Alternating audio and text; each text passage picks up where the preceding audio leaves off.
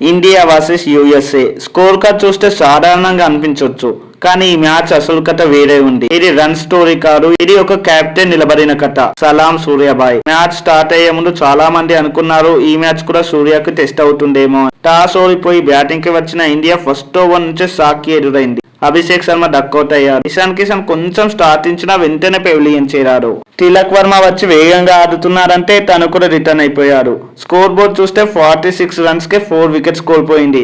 అప్పుడే దుబే, రింకు, హార్దిక్ ఒకరి తర్వాత ఒకరు వెనక్కి తిరిగి వెళ్లిపోతున్నారు. స్టేడియం అంతా సైలెన్స్, ఫ్యాన్స్ కేమో టెన్షన్. ఇండియా బ్యాటింగ్ కూలిపోతుందా అన్న ఫీలింగ్ వచ్చింది.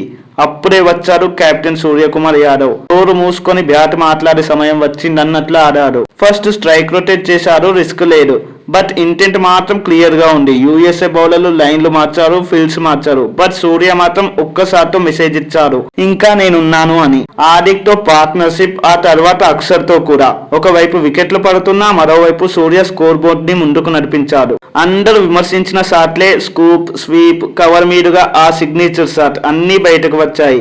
దీంతో 49 బాల్స్ లో 84 రన్స్, అందులోనూ 10 4లు 4 సిక్సర్లు.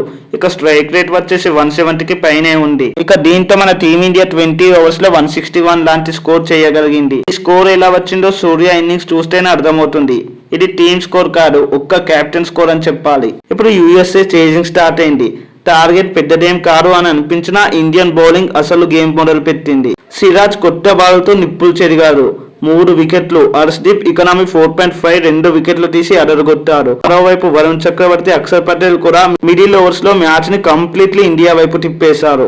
యుఎస్ఏ బ్యాటర్లు ప్రయత్నించారు, బట్ మిలింద్ కుమార్, సంజయ్, రంజనే ఫైట్ ఇచ్చారు. బట్ ప్రతిసారి వారి దగ్గరకు వచ్చినప్పుడు ఒక వికెట్, ఒక డాట్ బాల్, ఒక ఇండియన్ బౌలర్ వచ్చి కట్ చేశారు. ఇక రిజల్ట్ వచ్చేసి ఇండియా 29 పరుగుల తేడాతో ఘన విజయం సాధించింది. డ్రాప్ చేస్తారన్నారు, ఫామ్ లేదన్నారు, కెప్టెన్సీ ప్రశ్నించారు. బట్ ఆ రోజు సూర్య సమాధానం ఇచ్చిన మాటలతో కాదు, బ్యాట్ తో. ఇది ఒక ఇన్నింగ్స్ కాదు, ఇది ఒక స్టేట్మెంట్, ఇది ఒక లీడర్ కథ. సలాం సూర్యాభాయ్. సో ఈ వీడియో నచ్చితే లైక్, షేర్ అండ్ సబ్స్క్రైబ్ చేయండి. మరో వీడియోతో మళ్ళీ కలుద్దాం. Thanks for watching. జై హింద్.